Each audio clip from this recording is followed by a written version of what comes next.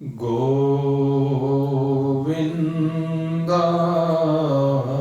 नमो नमः। श्रीकृष्णाय नमो नमः। नारायणाय नमोस्तुते।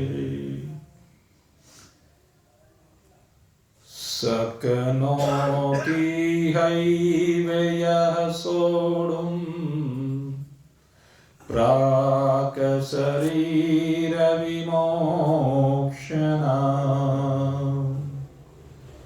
कामक्रोधोद्भवं वेगं स युक्तः स सुखी नरः। योऽन्तः सुखोऽन्तराराम तथा अन्तर्ज्योतिरेव यः स योगी ब्रह्मनिर्वाणं ब्रह्मभूतोऽधिगच्छति।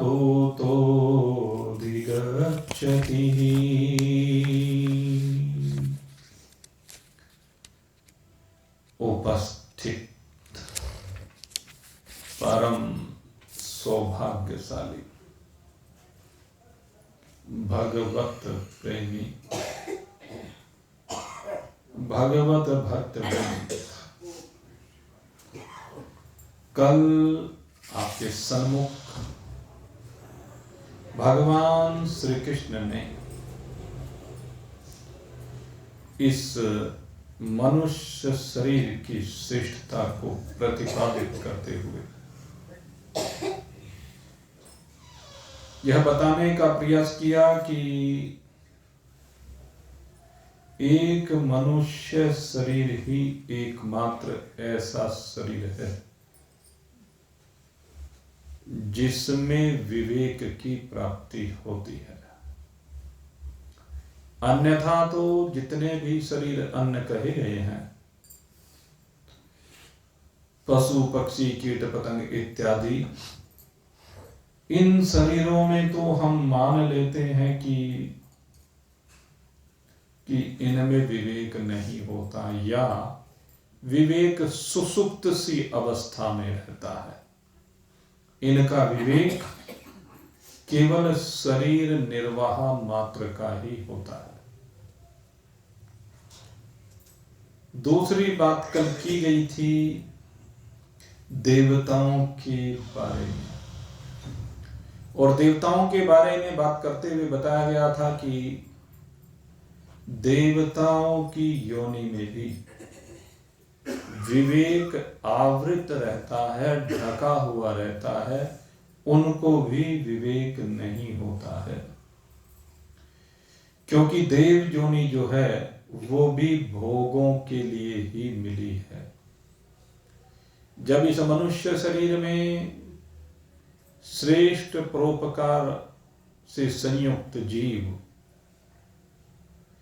देव योनि को प्राप्त होता है तो वहां पर भोगों की अधिकता होती है, और उन भोगों की प्राप्ति होती है जो भोग वो यहाँ पर इच्छा रखता है। यहाँ पर तो इच्छा रखने के बावजूद परिस्थितियों के कारण कहिए, सामाजिक मर्यादाओं के कारण कहिए, वह स्वच्छंद रूप से भोगों को नहीं भोग पाता है।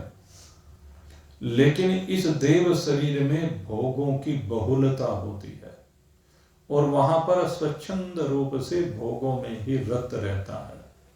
वो अलग बात है कि वहां भी उसको कार्य करने के लिए दिया जाता है।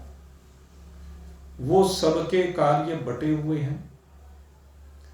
किसी को वायु को प्रवाहित करने का कार्य दिया है, किसी को ताप प्रदान करने का कार्य दिया गया है, संजीवनी शक्ति प्रदान करने का कार्य दिया है, किसी को अन्न प्रदान करने का कार्य दिया है, किसी को फसलें उगाने का काम दिया है, किसी को जल की व्यवस्था देखने का काम दिया है, तो इस तरह से देवताओं के भी विभाजन है कर्मों के।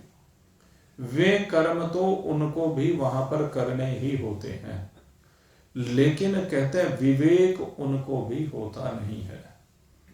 कहते हैं विवेक होने पर ही व्यक्ति सुखी हो सकता है। और विवेक किसे हो सकता है? कहते हैं विवेक केवल इस मनुष्य शरीर में ही प्राप्त हो सकता है। जो जीव इस मनुष्य शरीर में यात्रा कर रहा है वही विवेक को प्राप्त कर सकता है। इस मनुष्य शरीर में जीवों की विभिन्न स्थितियों का वर्णन किया गया है। और विभिन्न स्थितियां किस प्रकार की हैं? तो कहते हैं 3 प्रकार के सामान्यतः जीव हुआ करते हैं। और ये जो 3 प्रकार के जीव होते हैं इनको कहते हैं, एक तो होते हैं नित्य जीव, दूसरे होते हैं मुक्त जीव, और तीसरे होते हैं बद्ध जीव। जहां तक बात करूं मैं नित्य जीवों की, तो नित्य जीव से तात्पर्य है जिनका चित्त नित्य केवल ईश्वर में रम गया है। ईश्वर के अतिरिक्त उनका चित्त कहीं और रहता नहीं है, और उसके कारण से वो सदा सदा के लिए भगवान के सानिध्य को प्राप्त रहते हैं। जिस प्रकार से भगवान के लोक में रहने वाले जो भगवान के पार्षद हैं उनका चित्त नित्य ही भगवान में रमा हुआ है, और उनमें जैसे शेषनाग जी हैं वो हर समय भगवान में ही रमे हुए हैं। नंद और सुनंद नाम के 2 भगवान के सबसे मुख्य पार्षद हैं, नंद और सुनंद, जो सदा भगवान की सेवा में ही रहते हैं। और इनके अलावा और भी बहुत से पार्षद हैं, और हम माता लक्ष्मी जी की भी बात उसमें कर सकते हैं। लेकिन माता लक्ष्मी जी जीव की श्रेणी में नहीं आती हैं। माता लक्ष्मी ईश्वरीय श्रेणी में आती हैं, लेकिन केवल समझाने के लिए। जैसे माता लक्ष्मी जी का चित्त 24 घंटे भगवान के चरणारविंदों में ही रत रहता है, तो इसलिए अगर कोई उनकी तरह से, कोई जीव उनकी तरह से भगवान के चरणों में रमा हुआ है तो उसको हम नित्य जीव कहेंगे। लेकिन लक्ष्मी जी जीव की श्रेणी में नहीं है। फिर कहता हूं, मैंने लक्ष्मी जी का जो उदाहरण दिया है, लक्ष्मी जी जीव की श्रेणी में कहीं नहीं आती है, लक्ष्मी जी ईश्वर की श्रेणी में आती। लक्ष्मी जी की बात हो, चाहे सरस्वती जी की बात हो, चाहे गायत्री सावित्री की बात हो, चाहे गौरी की बात हो, राधिका रानी की बात हो, ये 5 शक्तियां हैं मां भगवती की। मां भगवती अपने आप को इन 5 रूपों में विभक्त कर लेती है। मां भगवती ईश्वर मानी जाती है, तो इसलिए उनको मैंने कहा। लेकिन वो माता लक्ष्मी, उनका चित्त सदा भगवान में रमा होता। तो इस प्रकार से जिस जीव का चित्त निरंतर भगवान में रमा रहता है उसको हम नित्य जीव कहते हैं। ब्रह्मा जी को भी जीव की श्रेणी में ही लिया गया है। ब्रह्मा जी को कहीं कहीं ईश्वरीय रूप से कह दिया गया। जब सृष्टिकर्ता भगवान के रूप में हम देखते हैं तो उनको उस समय हम ईश्वर की श्रेणी में लेते हैं। लेकिन जब सृष्टि की श्रृंखला प्रारंभ होती है तो उसमें सृष्टि के सबसे पहले जीव के रूप में भगवान ब्रह्मदेव का ही नाम लिया जाता है। अब ये ईश्वर जाने, हम इस विवाद में नहीं पड़ते हैं किसी। हमारी दृष्टि में तो सब में एक ब्रह्म है, इसलिए इस विषय के ऊपर हम नहीं जाते हैं। दूसरी बात है मुक्त जीव। मुक्त जीव कौन है? कहते मुक्त जीव की श्रेणी वो इन नित्य जीवों से श्रेष्ठ मानी जाती है, क्योंकि नित्य जीव वो मुक्त नहीं है।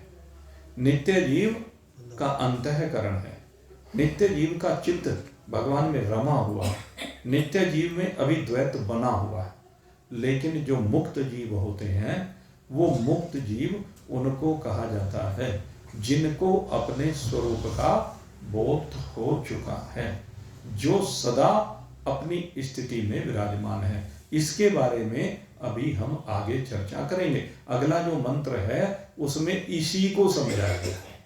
मुक्त क्या है, मुक्ति की परिभाषा क्या है, ब्रह्म स्वरूपता की परिभाषा क्या है, तो उसको मैं अभी बाद में चर्चा करूंगा। फिलहाल तो इतना ही समझ लेना चाहिए, जो मुक्त हो गया है, जो अहम ब्रह्मास्मि रूप से विराजमान है।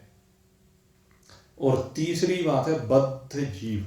ये जब हम बद्ध जीवों की बात करते हैं तो बद्ध जीव में भी कई श्रेणियां होती हैं, और इनमें सबसे पहले जब हम श्रेणियों की बात करते हैं तो सबसे पहले तो अविवेकी मनुष्य शरीर को धारण करने वाले जीवों की बात होती है, जो पूर्णतः अविवेकी हैं। और वो पूर्णतः अविवेकी जीव जब से उनका यहाँ इस शरीर में आगमन हुआ और जब तक ये इस शरीर में यहाँ रहते हैं, यात्रा करते हैं, में सदा बंधे ही रहते हैं। तो एक तो ये पूर्ण रूप से बंधे हुए जीवों की बात है, जो सारी जिंदगी बंधे बंधे ही आते हैं। कुत्ते के गले में जैसे पटका डाल दिया जाता है और वो पटका सारी जिंदगी पड़ा रहता है। जैसे किसी पशु व्यवसायी के यहाँ बंधा हुआ कोई, खूंटे से बंधा हुआ कोई जीव, कोई भी पशु हो, वो सारी जिंदगी बंधा ही रहता है। इसी प्रकार से यहाँ संबंधों में बंधा रहता है, यहाँ धन में बंधा रहता है। सामान्यतः प्राणी इस मनुष्य शरीर में आकर भी अधिकांश प्राणी केवल या तो संबंधों में बंधे हैं या पदार्थों में बंधे हैं, और पदार्थों में विशेष रूप से धन में ऐसे बंधे हुए हैं, धन से ऐसे चिपके हुए हैं कि बस भाई जैसे नाखून आपके मांस से चिपका हुआ है, नाखून और मांस का चिपकाव है भाई। और वो ये भूल जाता है कि एक दिन छोड़ के जाना है, लेकिन जब छोड़ के जाना है तो पहले से तैयारी कर लेनी चाहिए। उसको इस बात का विवेक नहीं होता, वो तो बिल्कुल नाखून और मांस की तरह से चिपका हुआ है। इसी तरह चिपका चिपका आता है, इसी तरह चिपका चिपका चला जाता है। और जब यमराज के दूत आते हैं ना, और जब उसको नाखून को उतारते हैं, अलग करते हैं ना, तो उस समय बड़ा कष्ट होता है उसको, क्योंकि नाखून को अगर मांस से अलग करोगे तो कष्ट तो होगा ही, और धीरे धीरे पहले जोड़ को ढीला करते चले जाओ। ये जीव शरीर से इसी तरह चिपका होता है। अब जीव को जब शरीर से अलग करना होता है तो उन्हें अब उसको उतारना होता है। जो बंधन पहले ढीले कर देता है तो चिपका हुआ नहीं रहता है, लेकिन जो चिपका पड़ा है धन से, एक एक पाई को देख देख करके, एक एक संबंधी को देख देख के, एक एक पदार्थ को देख देख के जीता है, उनमें इतना आसक्त रहता है कि बस उनके लिए कुछ भी करने के लिए तैयार रहता है, सारी जिंदगी चिपके चिपके। तो वो कौन है? वो खूंटे से बंधा हुआ पशु, उसे मानव नहीं कहा जा सकता। ते मनुष्य रूपेण मृगास चरन्ति। वो मनुष्य शरीर को प्राप्त करने के बाद भी मृग की भांति है, पशु की भांति है, कुकर सूकर की भांति है। कुकर सूकर से अलग कुछ नहीं है, वो तो विष्ठा ही खा रहे हैं। वो लगता है कि हम मौज कर रहे हैं, बहुत पैसा जोड़ जोड़ करके इकट्ठा कर लिया, लेकिन वो विष्ठा के अलावा कुछ नहीं खाते हैं। इसलिए वो जीव अत्यंत निकृष्ट शरीरों को जाते हैं, और जहां पर उनको बड़ा कष्ट भोगना पड़ता है, क्योंकि भगवान उनको कहते हैं कि मैंने तुझे शरीर दे करके भेजा, तुझे धन मैंने इसलिए नहीं दिया कि तू खजाने भर भर करके रख दे, तिजोरियां भर भर के रख दे। मैंने इसलिए धन नहीं तुझे नहीं दिया था, धन मैंने तुझे सदुपयोग करने के लिए दिया था, लेकिन तू उस धन से ही चिपक गया। इसलिए अब इस जन्म में तुझे मैं धन से बिल्कुल विलप कर देता हूं, क्योंकि तूने धन का सदुपयोग नहीं किया, क्योंकि उस धन को जो दूसरों का था उसको दिया नहीं, जिस पर दूसरों का अधिकार था उसको दिया नहीं, जिसके लिए मैंने तुझे दिया था उसको दिया नहीं। इसलिए अब तू यहां धन से विरहित कर रहा हूं मैं तुझे। अब तुझे धन नहीं मिलेगा क्योंकि तूने उपयोग नहीं किया, तूने अमानत में खयानत की है, वो कहावत है ना। तो इसलिए तुझे अब धन नहीं मिलेगा, तुझे बिना धन के गुजारा करना पड़ेगा, तुझे एक एक रोटी के लिए तरसना पड़ेगा। ये है नरक। तुझे एक एक टुकड़े के लिए संघर्ष करना पड़ेगा, यूं ही नहीं मिल जाता है। सोच के देखो, मैं अभी एक दिन चिंतन कर रहा था, मैं विद्यालय से आ रहा था और सर्दी बड़ी भारी पड़ रही है आजकल, और ऐसी सर्दी में मैंने देखा वहां पेड़ों पर बंदरों को देखा, रात भर पाला पड़ता रहा, पूरी रात ओस पड़ती रही। यहाँ तो बिस्तरों में दुब के भी अभी ये कह रहा था, कहने लगी जी रात तो सोड में भी जाडा नहीं गया। सबकी सुनता हूं मैं कि न सोड में भी ठंड लगी जी। तो यहां तो लियाप में भी ठंड लग रही है भाई, इतने गर्म कपड़े पहन करके सो रहे हैं तब भी ठंड लग रही है। लेकिन उन बंदरों को देख करके, उन कुकर सुकर को देख करके, उन चिड़ियाओं को देख करके, उन कबूतरों कौवों को देख करके, उन चींटियों को देख करके मुझे बड़ा महसूस हुआ कि कौन से जन्म की पीड़ा को भोग रहे हैं। लोग घरों से बाहर नहीं निकल रहे हैं, इनके लिए रोटी का प्रबंध कहां से होगा, इनके लिए भोजन का प्रबंध कहां से होगा। आजकल तो इनको भोजन का भी प्रबंध नहीं है। तो ये है वो जीव जिन्होंने कुछ किया नहीं, जो सारी जिंदगी धन से चिपके रहे ना, उनको धनहीन बनाया है भगवान ने। एक एक टुकड़े के लिए वहां संघर्ष चल रहा है। किसी कारण से अगर यदि कोई व्यक्ति आता है 10-20 केले लेकर के आया, उसने डाला, 10-20 केले लेकर आया तो 10-20 बंदरों को मिल जाएगा। वहां झुंड के झुंड सैकड़ों बंदर हैं, तो वो फिर एक एक केले के लिए आपस में सारे लड़ते फिरते हैं। किसी को मिल जाता है, कुछ रह जाते हैं, और कितने दिन तक भूखे रहते हैं ये उनके जी से पूछ करके देखो। कई कई दिन हो जाते हैं जब एक निवाला उनके पेट के अंदर नहीं जा पाता है। और ये एक जीव ही नहीं, लाखों करोड़ों जीवों की यही स्थिति है। और उस स्थिति का कारण कोई दूसरा नहीं है, काऊ न काऊ को सुख दुख कर दाता, निजकृत कर्म भोग सब प्राता। ये केवल अपने कर्मों का भोग है। इसीलिए हमारी दिनचर्या, हमारी शास्त्र के अनुसार जिनकी दिनचर्या प्रारंभ होती है वो दान से प्रारंभ होती है, देने से प्रारंभ होती है, त्याग से प्रारंभ होती है। हमारी दिनचर्या में रोज त्याग होना चाहिए, रोज दान होना चाहिए, रोज कुछ ना कुछ दूसरे को खिलाने का होना चाहिए। मेरे मित्रों, हमारी तो परंपरा ही है, हमारी तो संस्कृति यही है। हमारी संस्कृति में कहा है सबका भला करो भगवान, सब पर दया करो भगवान। और भगवान किसी पर दया करने के लिए ऐसे नहीं आता, हमारे रूप में ही आता है, हमारे अंदर ही आता है, हमें ही प्रेरणा देता है, हम ही के द्वारा वो सब कुछ कराता है, वो हम ही को निमित्त बनाता है, हम सब उसके मोहरे हैं। और जब वो उस मोहरे से कुछ कराना चाहता है लेकिन ये लालच बच कुछ करके नहीं देता है, तो फिर उन योनियों में जाना ही पड़ता है। इसको कहते हैं प्रगाढ़ बद्ध जीव। ये प्रगाढ़ बंधन है, ऐसे जगड़ करके। तो मेरे मित्रों, मैं कहता हूं इस बंधन को ढीला करो, इस लोभ को ढीला करो, इस काम को ढीला करो, ये वासनाएं जरा कम करो और अपने कर्तव्य पथ पर जरा चिंतन करो। यहीं से विवेक प्रारंभ होता है। इन बद्ध जीवों में ही विवेक की श्रृंखला आगे बढ़ती है। बद्ध जीवों की जो कैटेगरी है, सबसे पहले निकृष्ट कैटेगरी ही है वो सबकी। सब पहले केवल अपने खाने के बारे में सोचते हैं।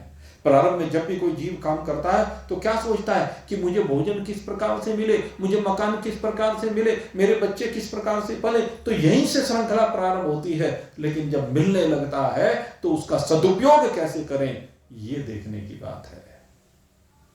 तभी बद्ध से मुक्त की ओर यात्रा प्रारंभ होती है। और बद्ध से मुक्त की ओर जब यात्रा प्रारंभ होती है तो महान पुरुषों का संग मिलता है। और महान पुरुषों का संग मिलने के बाद वो उसे बद्ध से मुक्त की ओर लेना चाहते। बद्ध से बुद्ध बनाना चाहते हैं उसे, कि कब तक बंधा रहेगा, अब तो ज्ञानी बन। तो यहां ये जो बीच की श्रृंखला है, ये बद्ध जीव ही है, वो जब तक मुक्त नहीं हुआ है तब तक बद्ध ही है। लेकिन बद्ध की कई कैटेगरी हैं, और बद्ध में जो दूसरी कैटेगरी है वो जिज्ञासु की कैटेगरी है। वैसे तो नीचे की ओर कई कैटेगरी हैं, कर्मयोगी की कैटेगरी है, उपासकों की कैटेगरी है, लेकिन मैं तो जिज्ञासुओं की बात करता हूं, क्योंकि जिज्ञासु की जो कैटेगरी है वो सर्वश्रेष्ठ कैटेगरी है। यहां पर संसार में जितने भी हम लोग जीव देखते हैं वो सब बद्ध हैं, लेकिन कितने बद्ध हैं अब देखने का विषय है। एक तो 100% बंधा हुआ है, और एक 100% में से उसने अपने आप को 1% बंधन से भी बाहर निकाल लिया, तो 99 तो रह गया भाई। 1% बंधन से कब बाहर निकलेगा, कि जो 1% तो कम से कम निकालो भाई। समझे बात को? 1% तो सुधार लो कम से कम, और 1% सुधारोगे तो कल 2 की अपेक्षा की जा सकती है। जब 1% भी नहीं सुधारोगे तो 2 की अपेक्षा कैसे करेंगे? 1% आगे बढ़ना प्रारंभ होता है, धीरे धीरे यात्रा आगे बढ़ती चली जाती है। इसको मैं फिर उसी बात से जोड़ता हूं। 1% से मतलब, अरे जो तुम कमा रहे हो उसका कम से कम 1% तो शुभ मार्ग में खर्च कर लो। आज 1 करोगे, फिर 2 करोगे, फिर 3 करोगे, फिर 10 करोगे, फिर 20 करोगे, फिर 50 करोगे, तभी तो करोगे। और एक दिन तो सर्वस्व करना ही पड़ेगा, एक दिन तो सर्वस्व से त्याग, सर्वस्व। और जिस दिन तुम्हारी सर्वस्व त्याग की भावना आ जाएगी, उसी दिन सर्वस्व 100% बंधन मुक्त हो जाओगे, बद्ध से मुक्त हो जाओगे। यही है यात्रा। तो कहते हैं जो सुखी होना चाहता है उसको इस बद्धता से बाहर निकलना है, इस बंधन से बाहर निकलना है, जो चिपके हुए हैं इस चिपकाव की सीमा से बाहर निकलना है। और कहते हैं उसके लिए क्या करें? कहते हैं उसमें जो बाधा बनता है मनुष्य में, काम क्रोधोद भवम वेगम सयुक्तः स सुखी नरः। कहता है कि काम और क्रोध, इसका जो वेग है ना, काम और क्रोध नहीं कहा, इसका आवेग। कहते हैं जब प्रतिकूल होता है तो आवेग आता है क्रोध का, अनुकूल होता है तो काम का आवेग आता है। अनुकूलता में काम का आवेग है, प्रतिकूलता में क्रोध का आवेग है। कहते हैं जिस समय ये आवेग आए उसको रोको, उसको सहन करो। और जिसने इन दोनों आवेगों पर नियंत्रण कर लिया, जिसने इन दोनों आवेगों के संकल्पों को रोक लिया, कहते हैं स सुखी न रहा, वही मनुष्य सुखी है। और इसके लिए एक श्रृंखला बताई गई। ये जो वेग है ना, वेग की एक श्रृंखला है। कहते सबसे पहले अंतःकरण में एक स्फुरणा होती है। अंतःकरण में जब स्फुरणा होती है, जो शांत अंतःकरण है, उस शांत अंतःकरण में एक स्फुरणा हुई। और जब ये स्फुरणा होती है तो इस स्फुरणा से क्या होता है? कहते 3 चीज होती है स्फुरणा के कारण। एक तो सत्ता होती है, एक आसक्ति होती है, और एक आग्रह। कहते हैं इन तीनों चीजों से ये स्फुरणा दिखाई देती है। काम और क्रोध की स्फुरणा की बात हो रही है यहाँ पर। काम और क्रोध की जो स्फुरणा है, इनकी सत्ता अंतःकरण में, इनमें आसक्ति अंतःकरण में, इनका दुराग्रह है ये अंतःकरण में, और इससे संकल्प बनना प्रारंभ हो जाता है। जब उसमें आसक्ति होती तो संकल्प होता है, और संकल्प से फिर मनोराज्य बनना प्रारंभ होता है। एक संकल्प अनेक विकल्पों को जन्म दे करके मनोराज्य मन कामाकार होना प्रारंभ हो जाता है। मन आवेगित होना प्रारंभ हो जाता है, मन में आवेग आना प्रारंभ हो जाता है। और साधक के लिए अब बात यही है कि यहीं पर ये जो आवेग होता है कि नहीं, यहीं पर इसको रोकना।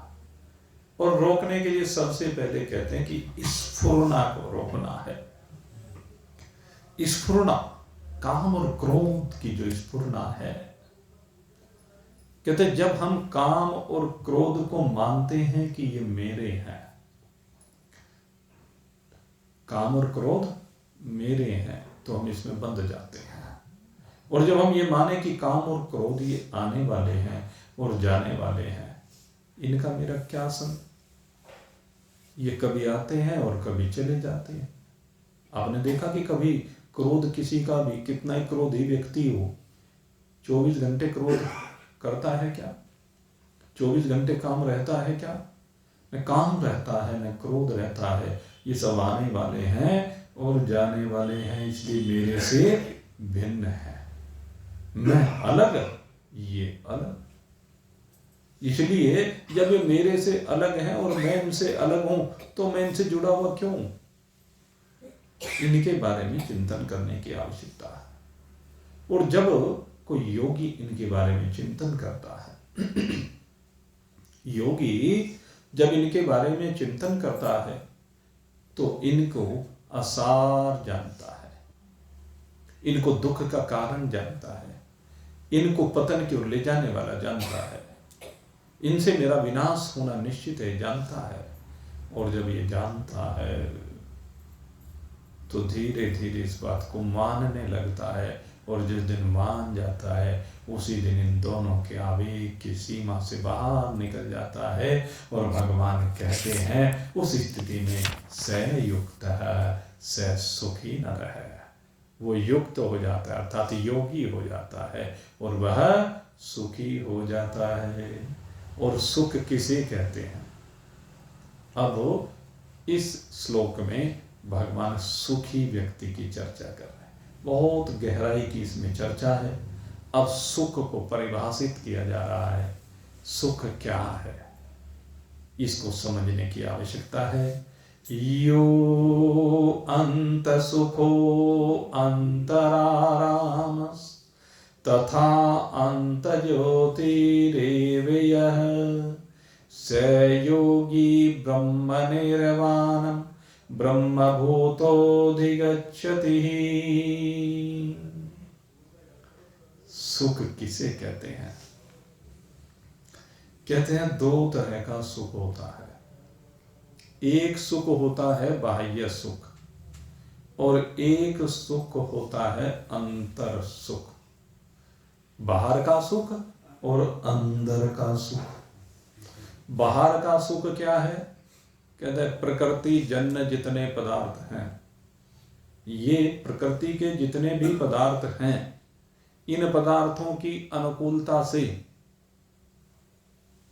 सुख जो मिलता है वो बाह्य सुख कहा जाता है, जो कि क्षणिक है, जो कि विनाशी है, जो रहने वाला नहीं है।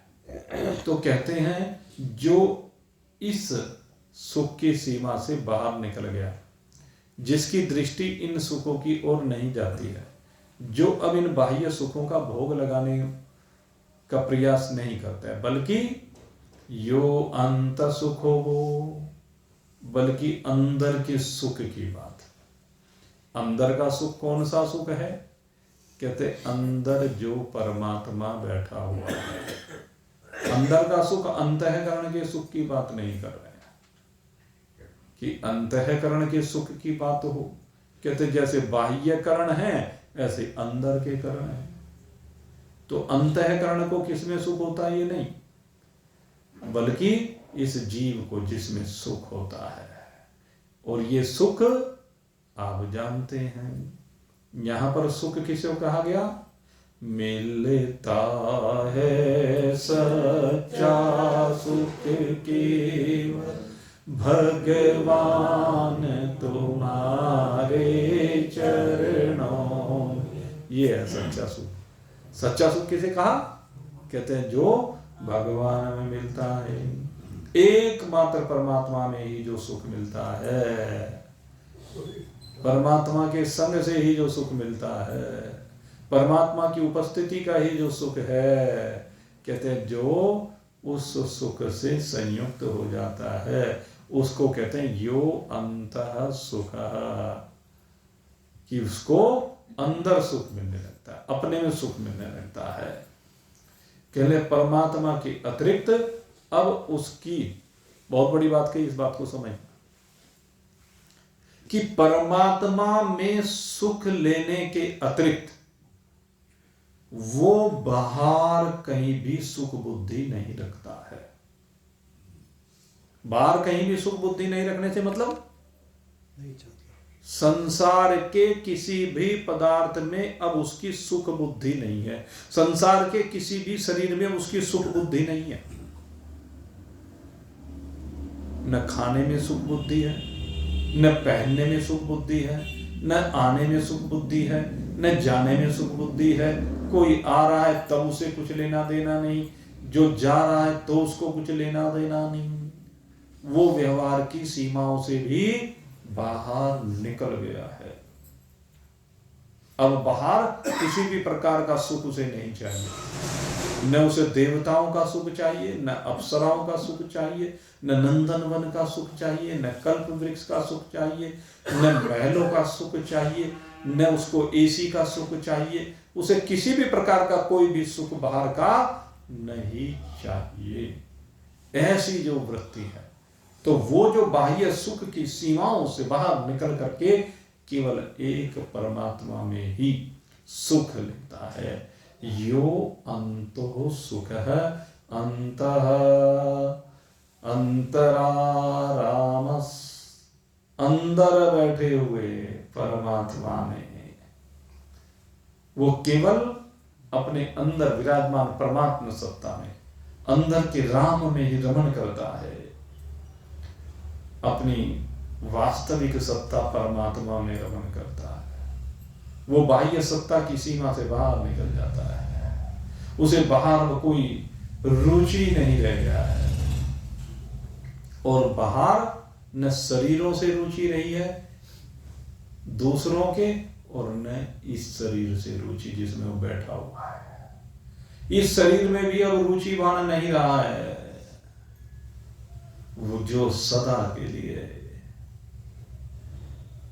बस जो भी बाहर का है उसकी सीमा से बाहर निकल गया है। जो बाहर की भोग में रमण नहीं करता, केवल परमात्मा में रमण करता है। जिसका व्यवहार काल भी, क्योंकि जब तक शरीर है तब तक व्यवहार बना रहता है, तो कहते हैं उसका व्यवहार काल भी एकमात्र परमात्मा तत्व में ही रह जाता है। व्यवहारिक जीवन में भी हर समय परमात्मा में ही रमण करता है। उसको यहां पर कहा यो अंत सुखो अंतरामः, अंतरामः अपने अंदर में बैठे हुए राम में ही रमण कर रहा है। और तथा अंत ज्योतिरेव, अंतर ज्योति, और कहते हैं उसे बाह्य प्रकाश की आवश्यकता नहीं रह गई है। परमात्मा बाहर के प्रकाश से प्रकाशित नहीं है, अपितु परमात्मा के प्रकाश से बाहर भी प्रकाश है।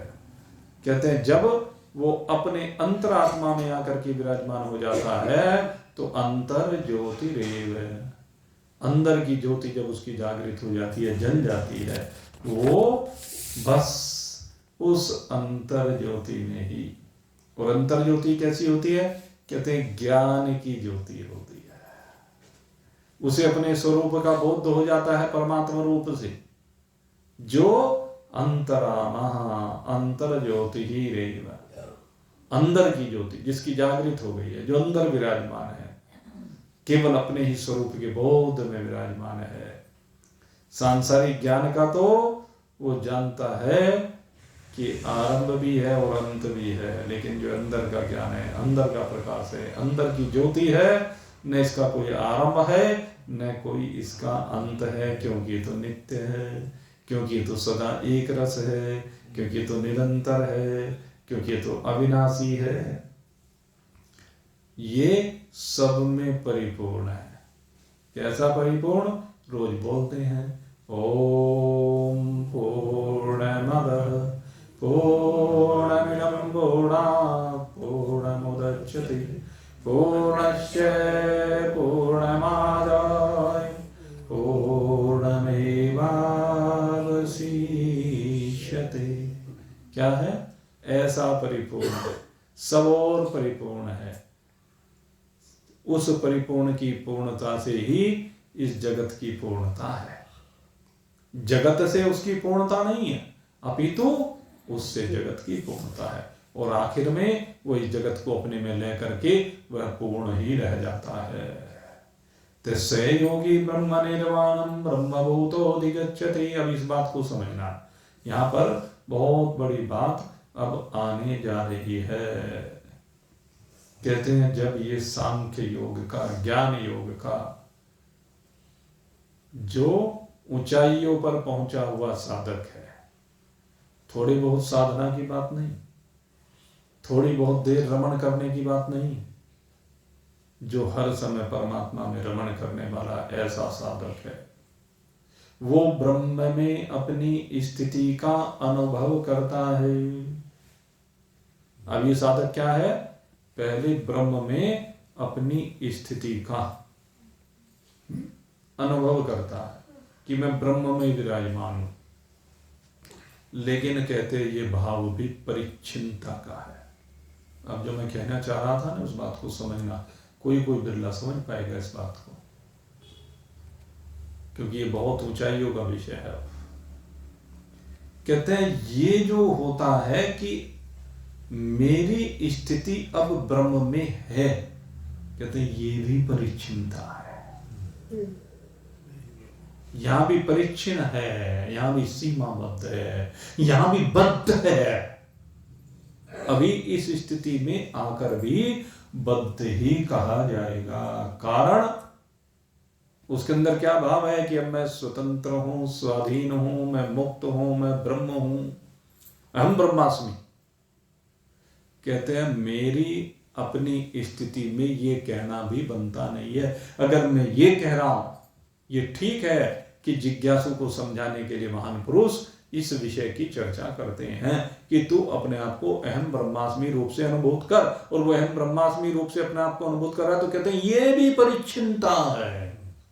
अभी यहां तक भी परिच्छिन्नता रहती है। कहते अपने स्वरूप में जो स्थिति है, ब्रह्म हो जो साधक है, उसको तो इन परिच्छिन्नता का भी अनुभव नहीं होता। जब तक किंचित मात्र भी परिच्छिन्नता है, रत्ती मात्र भी, या कोई व्यक्तित्व शेष है, तब तक वो तत्वनिष्ठ नहीं हुआ है। अपने स्वरूप में ये कहना भी नहीं बनता है। इसलिए इस अवस्था में भी संतोष नहीं होना चाहिए कि मैं ब्रह्म हूं। इससे आगे और क्या कहूं? इससे आगे की बात कहने के लिए रहती नहीं है। ये स्वयं जो विराजमान है, कि तो वो कहे तो किसे कहे? जो कह रहा है ना कि मैं ब्रह्म हूं, ये मैं ब्रह्म हूं किसको कह रहा है? यहां भी द्वैत आ जाता है।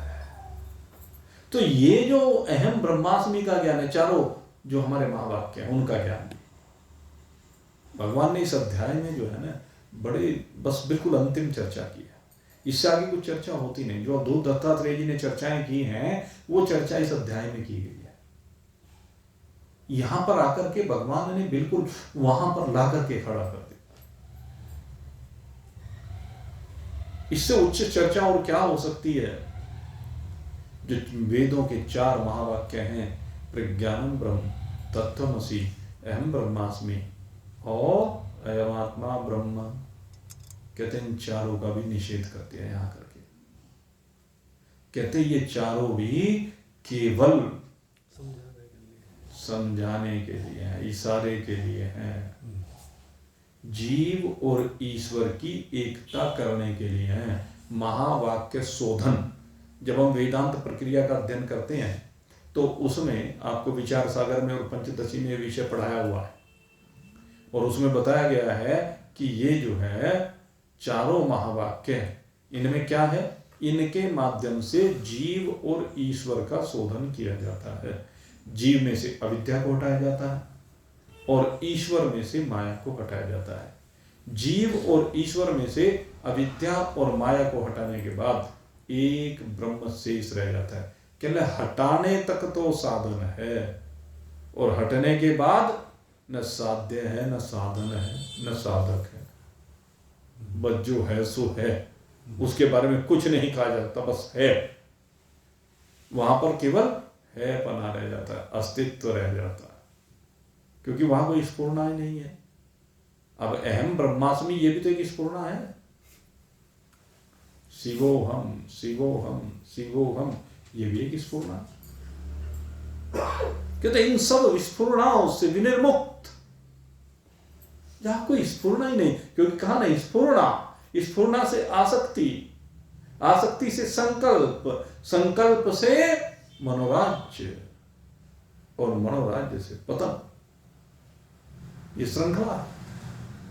तो जब स्फुरना ही नहीं है, जहां जाकर के समस्त स्फुरणाएं लय को प्राप्त हो जाए, कोई स्फुरना ना रह जाए, ये स्थिति एक अलग चीज है और स्थिति का वर्णन अलग चीज है।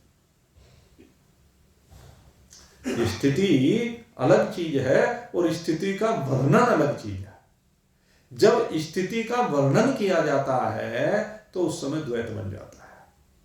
महान पुरुष जो ब्रह्मनिष्ठ ब्रह्मवित्त महान पुरुष हैं, वे जब किसी जिज्ञासु को ब्रह्म ज्ञान प्रदान करते हैं तो उनको भी द्वैत में आना ही पड़ता है।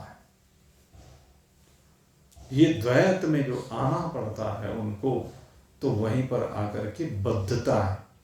यद्यपि वो महान पुरुष बद्ध नहीं है, लेकिन वो ज्ञान उसको एक सीमा में बांधा जाता है, वो भी बद्ध है। लेकिन उसके बिना बंधन से मुक्ति नहीं है। जैसे किसी को कांटा चुभ जाए तो एक कहावत है कि कांटे को कांटे से ही निकाला जाता है, और कांटे को कांटे से निकाल करके दोनों कांटों को फेंक दिया जाता है। तो बंधन जो है, उस बंधन को बंधन वाली वस्तुओं से ही खोला जाता है, बंधन वाली वस्तुओं से ही खोला जाता है, और फिर खोल करके दोनों चीजों को अलग हटा दिया जाता है। सीधा सा सूत्र है। तो इस बात को समझना पड़ेगा कि अद्वैत का मतलब है बस कुछ नहीं कहना, मौन। तो तत्व स्थिति इसको कहते हैं कि किंचित मात्र भी परिच्छिन्नता या व्यक्तित्व अगर बाकी बचा हुआ है तो तब तक वो तत्वनिष्ठ नहीं हुआ है। इसलिए इस अवस्था में भी संतोष ना करे, इस अवस्था में भी ठहरा ना रहे। ब्रह्म निर्वाणम, इस पद का अर्थ है जिसमें कभी कोई हलचल, कोई स्फुरना, कोई वाइब्रेशन हुआ ही नहीं, हो सकता ही नहीं, होगा ही नहीं। इसे कहते हैं निर्वाण, शांत अनंत ब्रह्म। जब ब्रह्मभूत ज्ञान योगी का व्यक्तित्व निर्वाण को प्राप्त हो जाता है, ब्रह्म में लीन हो जाता है, तो उस समय केवल एकमात्र वो निर्वाण ब्रह्म ही शेष रह जाता है, और उसको व्यक्त करने वाला कोई नहीं है। किसके सामने व्यक्त किया जाए? अर्थात ये साधक परमात्मा तत्व से अभिन्न हो जाता है, तत्वनिष्ठ हो जाता है। ये स्थिति स्वतः सिद्ध स्थिति है। इस ब्रह्मीभूत अवस्था में कहते हैं साधक ब्रह्म में अपनी स्थिति का अनुभव करता है, पर व्यक्तित्व का नाश हो जाने पर अनुभव करने वाला कोई दूसरा रहता नहीं है। बहुत बड़ी बात, बहुत गहराई से समझने की बात है। इस अवस्था में जो साधक है वो ब्रह्म में अपनी स्थिति को अनुभव तो करता है। कैसी अपनी स्थिति? कि मैं ब्रह्म हूं। हम ब्रह्मास्मि जो कह रहे ना, इसको अनुभव तो करता है, लेकिन वहां व्यक्तित्व तो नहीं होता। ब्रह्म का अनुभव तो हो रहा है।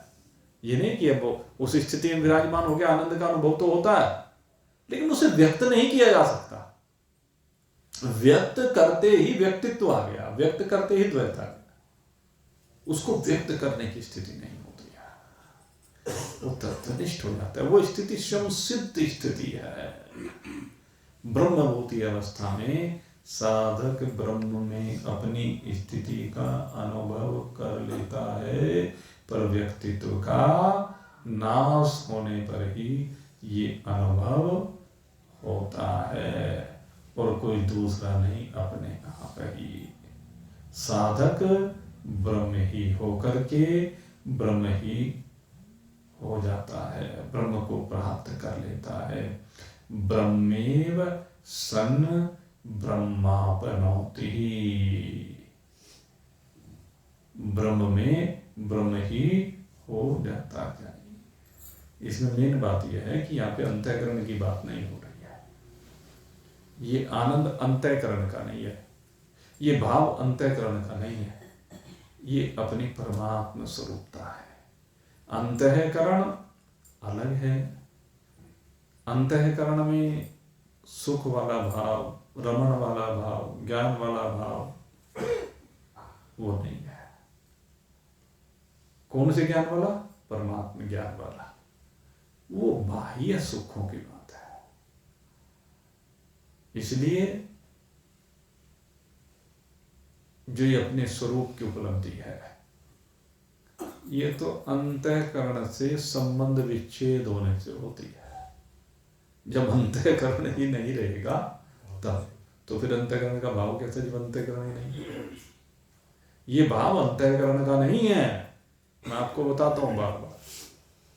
पहले भाव शरीर का है, फिर शरीर से ऊपर इंद्रियों के भाव हैं, इंद्रियों से ऊपर अंतःकरण के भाव हैं, और अंतःकरण के बाद फिर जीव भाव है, और जीव भाव के बाद ये जो चिदाभास रूपी जीव है, ये आगे जाकर के अहंकार भाव है, फिर महतत्व का भाव है, फिर मूल प्रकृति भाव है, और फिर ये मूल प्रकृति परमात्मा की अभिन्न रूप से अपने आप में अनुभूति है।